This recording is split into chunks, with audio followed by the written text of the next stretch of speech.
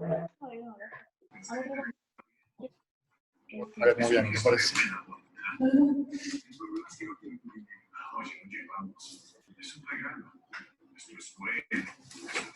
En el futuro no estás presente.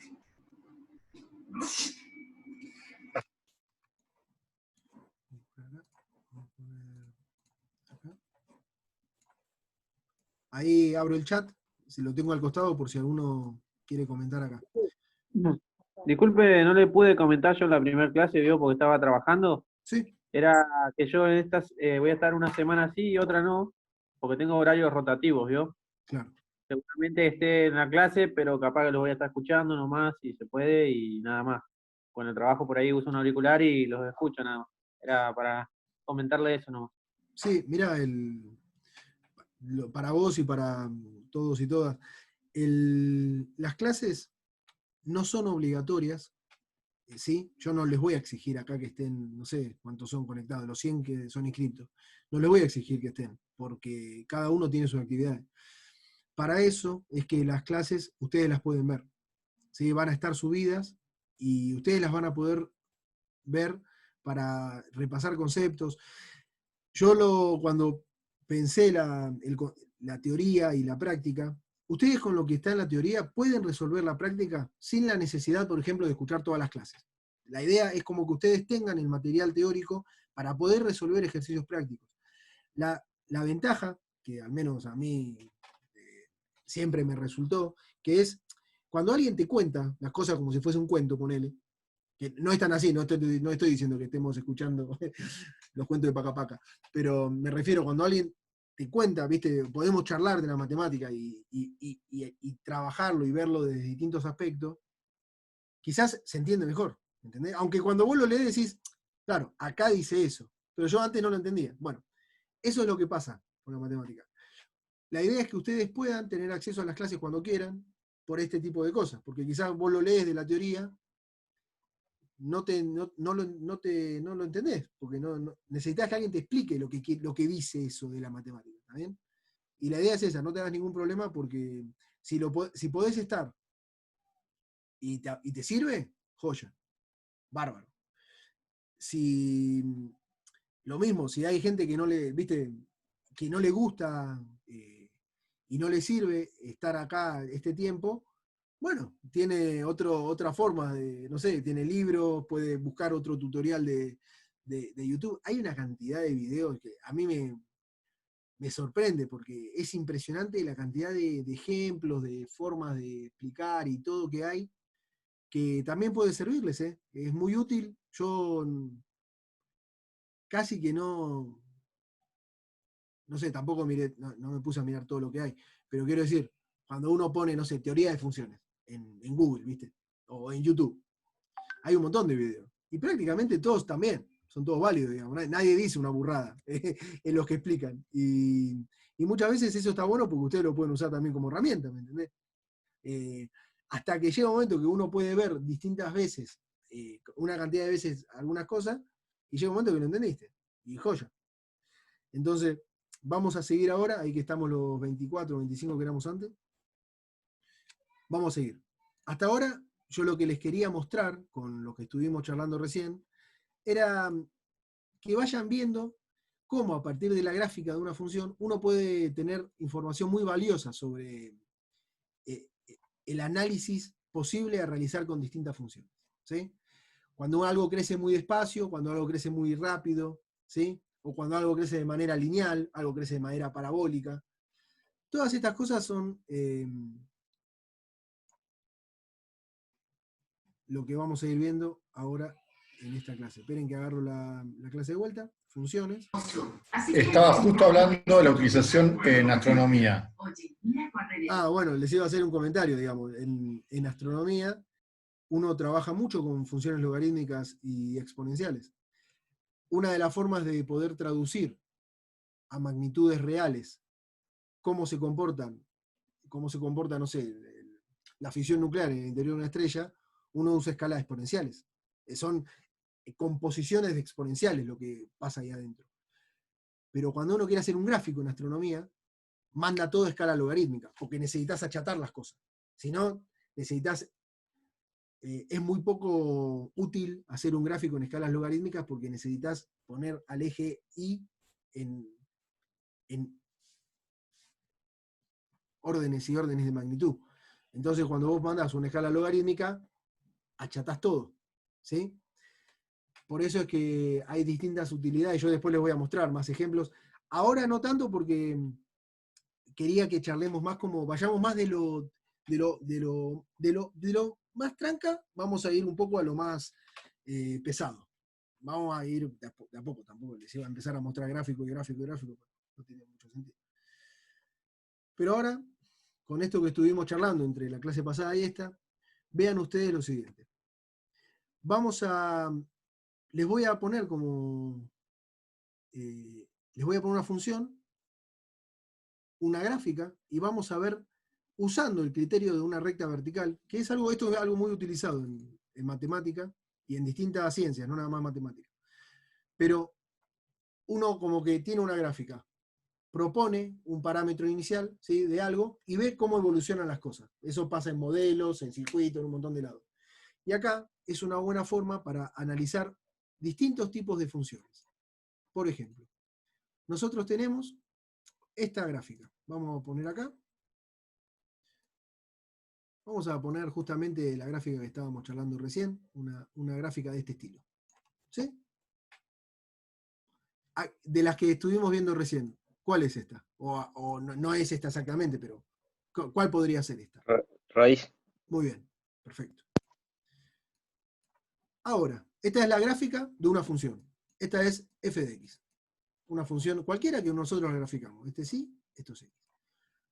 Y vamos a poner una recta acá. Si esta recta no toca a la gráfica, ¿sí?, ¿podemos decir algo de la función, de esta función? ¿De esta gráfica de función? Esta gráfica no la corta nunca, esta función. Pero estos valores del eje X, ¿están definidos para esta función?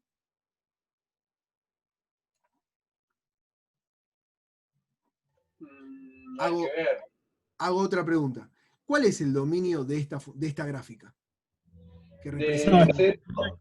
Es más infinito y la función. Por lo que lleva de 0 al infinito positivo. Bien, bien.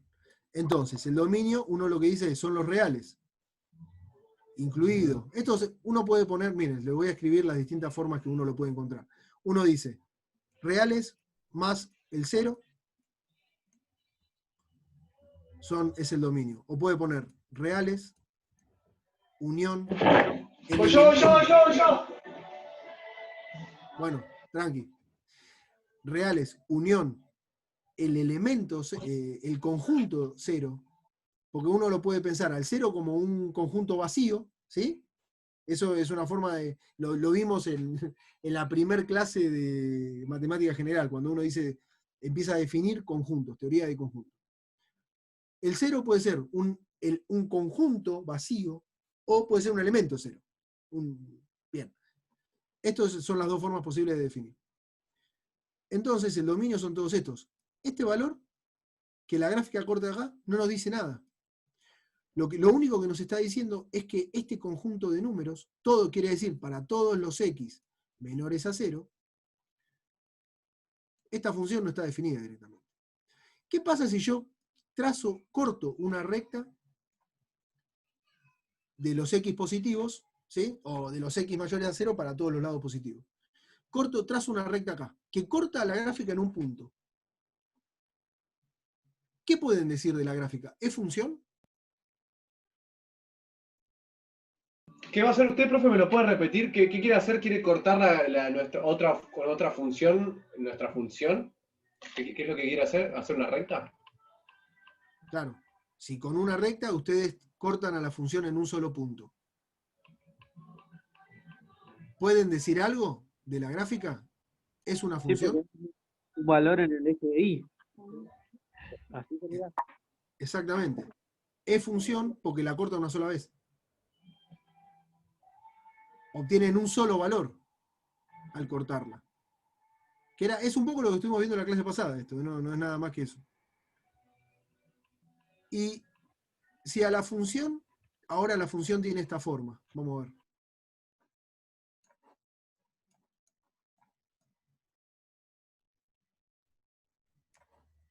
Y uno traza una recta vertical, y la recta corta la función en 2 puntos. ¿Qué pueden decir de la gráfica? ¿Corresponde a una función o no? No, porque para cada valor de X hay 2 valores de Y. Es una parábola vertical. Muy bien. Entonces esto no es una función. Esto ayuda a definir 2 tipos de funciones. Funciones que son, o que se llaman, funciones pares y funciones impares. ¿Sí? Entonces, una función par es aquella, yo acá tenía unos gráficos que me había hecho hoy para mostrarles. Déjenme ver.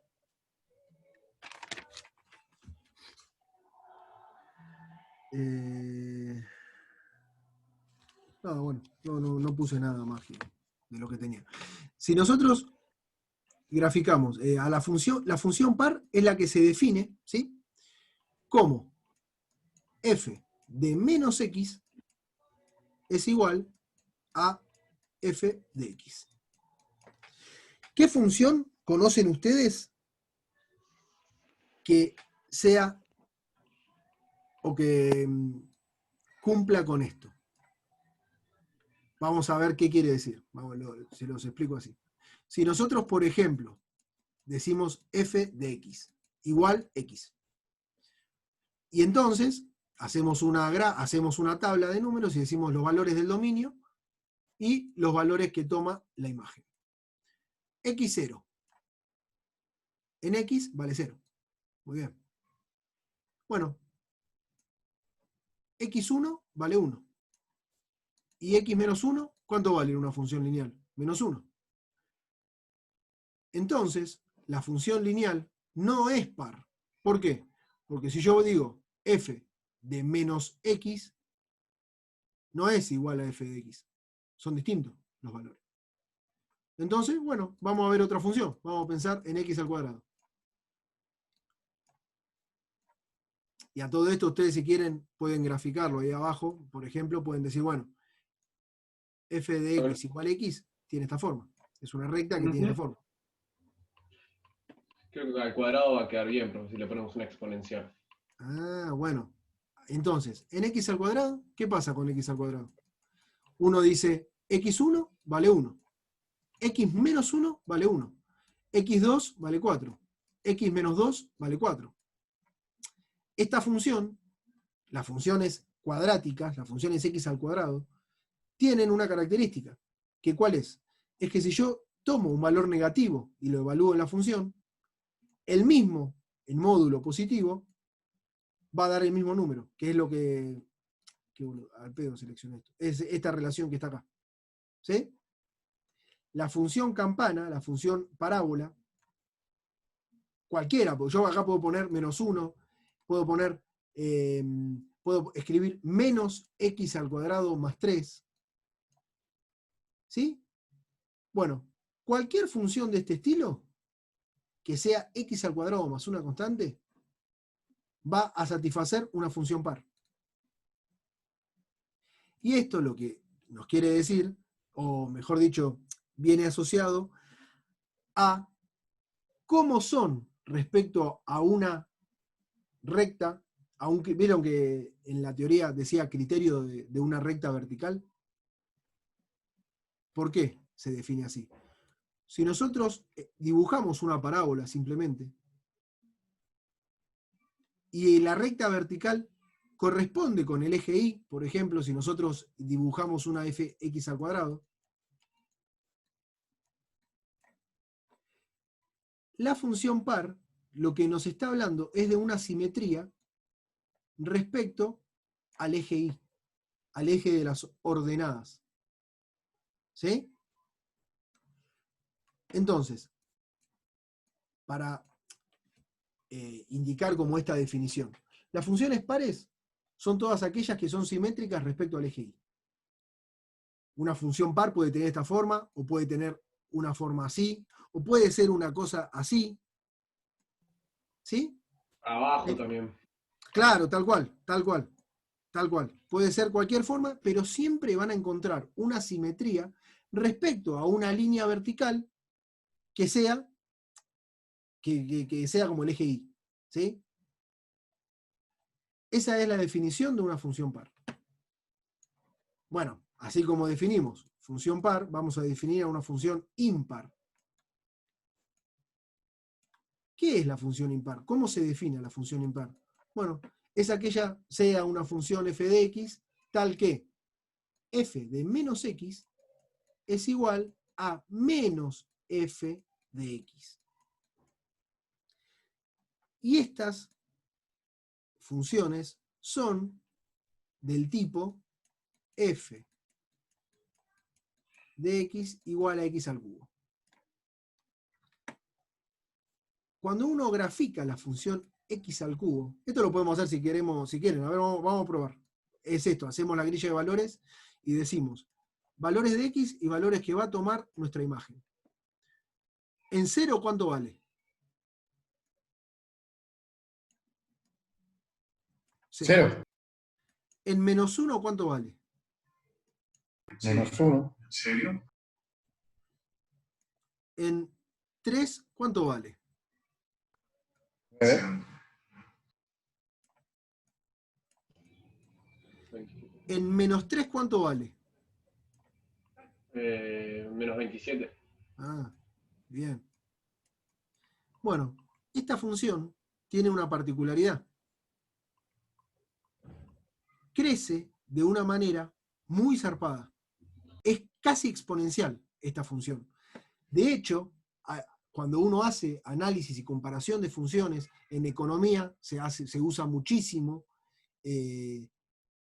buscar que empresas en el corto plazo tengan un comportamiento cúbico y a largo plazo continúen con un comportamiento ya sea lineal o cuadrático, o en los mejores casos mantenga este comportamiento. ¿Por qué? Porque el comportamiento cúbico crece más rápido al principio que la función exponencial. ¿Sí? Pero después el exponente, la función exponencial, a medida que uno va tomando valores de x más grandes, después le gana al x cubo, lo pasa por encima. Pero al hablar de funciones cúbicas, el crecimiento inicialmente es muy grande, pero el comportamiento inverso... Ay, esperen que me quedó mal la representación. Ahí está. Sería una cosa así. ¿Sí? Este tipo de funciones son las que se denominan impares. ¿Por qué? Porque se satisface esta expresión. Si yo digo f de menos 1, ¿sí? Es igual a f de menos, f de menos 1 es igual a menos f de 1, que sería este caso que está acá, que yo pongo, si miran el 3 en la tabla, sería escribir f de menos 3 es menos 27, que es lo mismo que escribir f de 3 por menos 1, digamos. Entonces, a modo de ejemplificar este tipo de funciones, las funciones pares y las funciones impares son las que tienen este tipo de comportamientos. Y estas funciones son simétricas con respecto al 0, al eje de coordenadas. ¿Sí? Son simétricas respecto a este punto. Entonces, ahí es donde uno define como los distintos criterios de lo que es una simetría respecto a un punto o una simetría respecto a otro eje. Bueno, ahora déjenme compartir un segundo la teoría de nuevo para ver este tipo de cosas. Esto que está acá, están vinculados los tres, digamos. El criterio de una recta vertical, en verdad, es lo que se usa para poder discutir cómo son los ejes de simetría de una función. Es eso, termina siendo eso. Yo lo pongo primero acá, pero después uno puede sacar como una flecha y es simplemente eso. Son puntos importantes para introducir un tema que después, bueno, no es nada más que una recta. Vamos a ver ahora funciones polinómicas, que acá ya entramos en un tema más lindo, digamos, ya. Cuando vamos a definir las funciones polinómicas, son todas aquellas funciones que cumplen con esta forma. Esto es algo que uno está expresando en lenguaje explícito de matemática, ¿sí? Pero esto es una expresión general de un polinomio, ¿está bien? Y acá yo escribo qué significa cada cosa. Cuando uno lo pone en ejemplos, este tipo de funciones, no es nada más ni nada menos que agarrar, por ejemplo, una función cuadrática, ¿sí? ¿Qué tiene? Uno tiene, el polinomio está compuesto por distintos términos. Cada término tiene un número, un coeficiente, el número que se llama coeficiente, y acompañado de la variable, ¿sí? De la variable independiente, que sería, en este caso, x. El orden, el número que tenga el exponente, es el que le va a dar el orden al polinomio. Cuando uno hace análisis de funciones, en álgebra, en análisis matemático, busca siempre hacer un análisis completo de las funciones de órdenes 2, de órdenes 3, de los polinomios de orden 2, de orden 3. ¿Por qué? Porque después todos los polinomios que sean de orden 4, de orden 5, de orden 6, pasan a estar escritos en función de polinomios de órdenes 2 y 3. Los polinomios de orden 2 y 3 son los polinomios más básicos, pero son los que le dan todo el fundamento a la teoría de matemática. Uno puede escribir todo o expresar todo en función de polinomios más chicos. ¿Está bien? Entonces, esto ya lo vimos el otro día, pero bueno, siempre esto lo voy a continuar escribiendo más o menos para que uno se acostumbre a estas palabras. X, ¿sí? Es la variable independiente, ¿sí? A son los coeficientes. Después, el grado del polinomio es lo que uno define con el exponente más grande que defina al polinomio. Mientras que, bueno, el coeficiente independiente es el que no está afectado por ninguno de las variables. Entonces, acá yo les pongo otro ejemplo, que es, o mejor dicho, cómo uno escribe esto, ¿no? Es eso, el ejemplo de cómo lo escriben. Las funciones polinómicas son aquellas que se vinculan matemáticamente con un polinomio dado de esta forma, como está acá escrito f de x. A sub x por x a la n, a sub n por x a la n, donde el a sub n representa el coeficiente de ese orden. Ahora vamos a ver un ejemplo, que está acá. Las funciones no polinómicas son aquellas que no están vinculadas con un polinomio, ¿sí? Como por ejemplo la función raíz, la función logaritmo, la función exponencial, ¿sí? Entre otras. Después está las funciones trigonométricas también. Esto es algo importante, que es donde vamos a separar, ¿viste? Funciones polinómicas y funciones no polinómicas, y dentro de las funciones polinómicas vamos a estudiar la función lineal, la función cuadrática, ¿sí? Y dentro de las funciones no polinómicas nos vamos a centrar con funciones trigonométricas, exponencial, logaritmo, por ejemplo. ¿Bien? Hacer esta separación ahora está bueno para cuando ustedes tengan que hacer en la cabeza, al menos a mí siempre me sirvió como como en un cuadro sinóptico y empezar a separar cosas, separar, ¿viste? Temas. Cuando hablamos de funciones polinómicas ya sabemos que estamos en una función lineal o una función cuadrática. Por lo tanto, cuando analicemos derivadas o algo o integrales, los vamos a poder relacionar y vincular con un tipo de relación o un tipo de regla, eso de la regla de las derivadas, que nos va a ayudar a nosotros y nos va a facilitar un trabajo. Mientras que las funciones no polinómicas quizás tienen otro temita, más complicado. Pero no importa, es lo mismo. Ahora, vamos a empezar con funciones lineales. Miren, vamos a hacer así, son las 7. ¿Cómo están ustedes, gente? ¿Les parece? ¿Quieren hacer un corte de 10 minutos? Hacemos un corte y seguimos hasta las 8. Si quieren, les parece, volvemos 7 y 10, volvemos. Cortemos un rato y seguimos en 10 minutos. Dale. Dale, Fede. Dale, Ok. abrazo. Bueno, profe, dale.